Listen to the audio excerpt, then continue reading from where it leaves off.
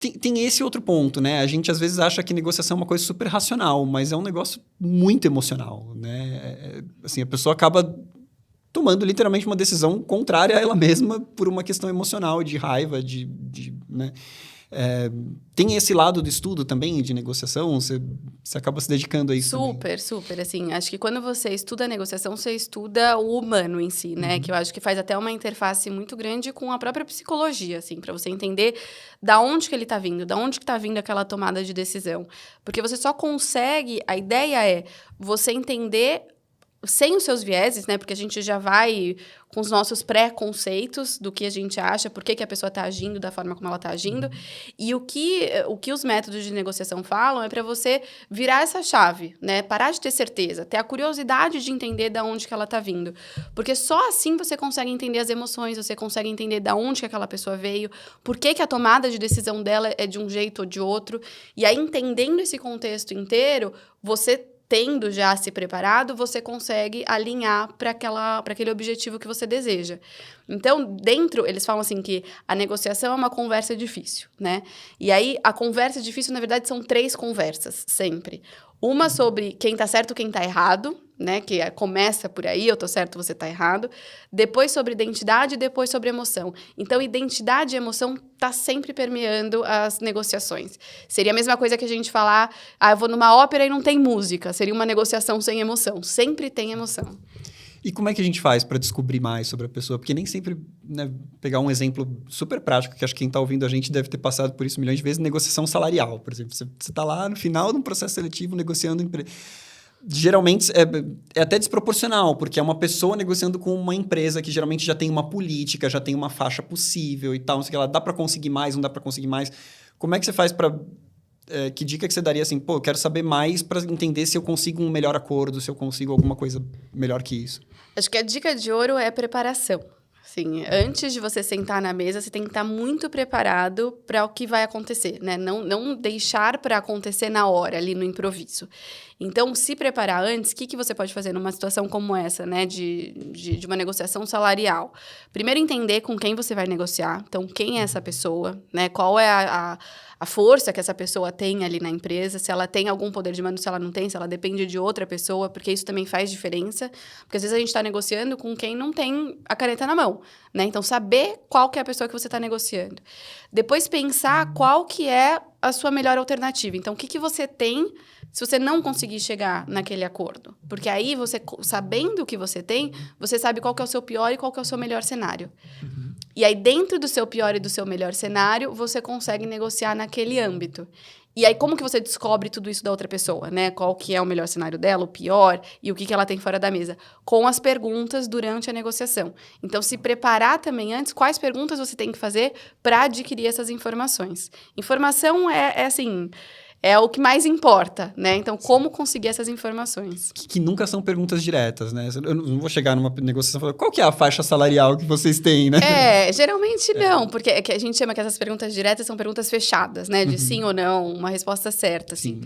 Às vezes, quando você faz uma pergunta direta, pode soar mais agressivo, e aí a pessoa se retrai e não vai te dar a resposta que você quer. Então, o ideal é você fazer perguntas abertas, que são aquelas perguntas que faz com que a pessoa discorra sobre aquilo que você está falando.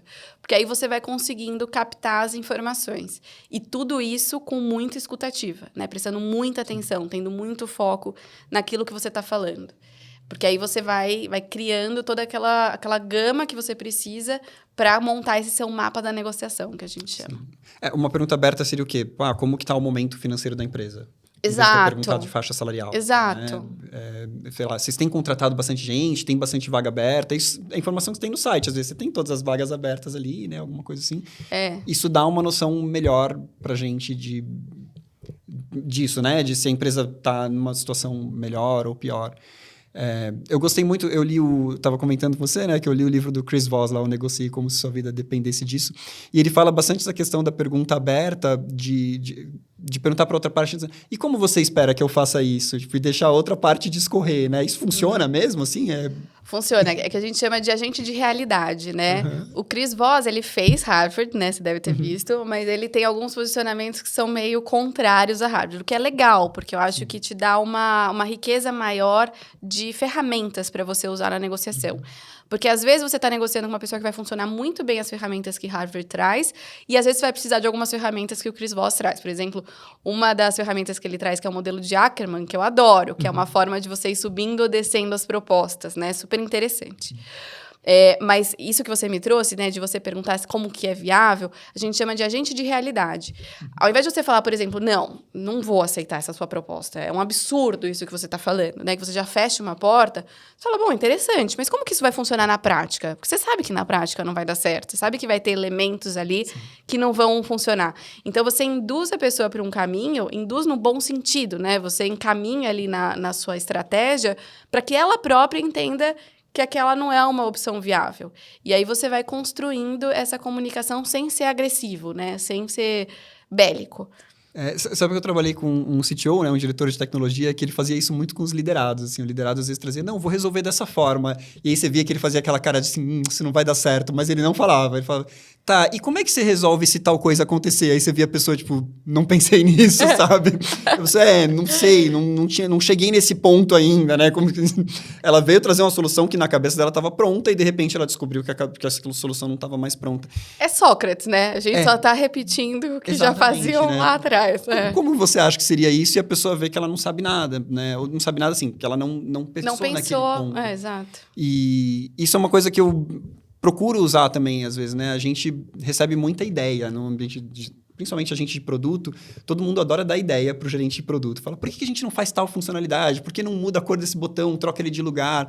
Fala, mas que resultado você acha que isso você poderia trazer? E aí você vê que a pessoa, tipo, não, acho que ia ficar mais bonito. Você fala, não, mas você acha que isso, resultado financeiro, assim, você acha que isso impactaria? Não acho. Aí a pessoa já deu a resposta, né? Tipo, não faça, porque não vai impactar em nada, né? Mas é super importante, até você trazendo essa questão, por exemplo, porque uma das grandes formas de você criar opções, né, na negociação e para uma área de produtos é o que a gente chama de brainstorming, né, da criação de ideias. E você só cria ideias se você não estiver julgando, né? Julgamento e criação não conseguem andar junto. Então, você dá abertura para a pessoa pensar, ao invés de falar, não vou fazer isso porque é só uma questão lá de ficar mais bonito, ajuda ela a continuar nesse fomento de ideias. Você não inibe, né, a criação, que é algo positivo para as empresas, mas você também consegue fazer a triagem daquilo que realmente é viável ou não. Então, é uma técnica de negociação que ajuda até no desenvolvimento da própria empresa.